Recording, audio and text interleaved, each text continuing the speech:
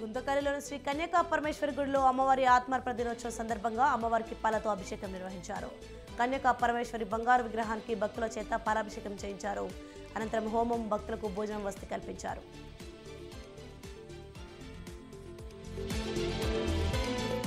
శ్రీ సత్యసాయి జిల్లా సోమందేపల్లిలో 4వ విడత వైఎస్ఆర్ ఆసరా పథకం ద్వారా మహిళా సంఘాలకు 5,93,00,000 రూపాయల చెక్కు మంత్రి ఉషశ్రీ చరణ్ అందజేశారు. పథకాలు కొనసాగాలంటే వైసీపీకి ఓటు వేయాలని మంత్రి విజ్ఞప్తి చేశారు.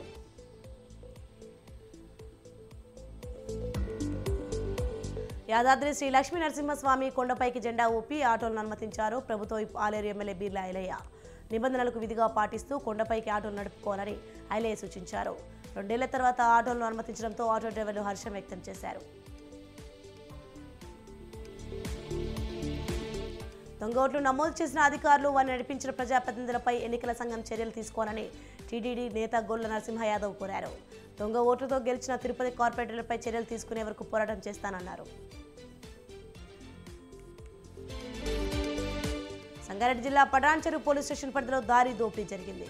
ఒంటరిగా వెళ్తున్న 60 ఏళ్ల వడ్ల మన్నెమ్మ నుంచి దుండగులు బంగారు గుళ్ళు లాక్కొని పారిపోయారు. దీంతోనూ జరిపాటి యాదయ్య, బొంత కృష్ణ, బొంత రేణుకను అరెస్ట్ చేశారు.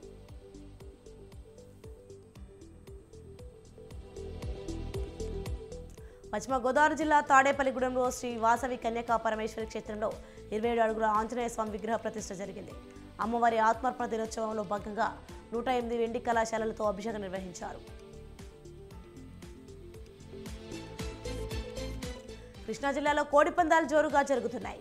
గన్నవరం నియోజకవర్గ మండలం సూరంపల్లి వద్ద మామిడి తోటలో అర్ధరాత్రి కోడిపందాలు నిర్వహిస్తున్నారనే సమాచారంతో పోలీసులు ఆకస్మిక దాడి చేశారు. కోడి పందాలు నిర్వహిస్తున్న 40 మందిని అరెస్ట్ చేశారు. వారి వద్ద నుంచి 50 కోడి పుంజులు, 5 కార్లు, ద్విచక్ర వాహనాలు స్వాధీనం చేసుకున్నారు.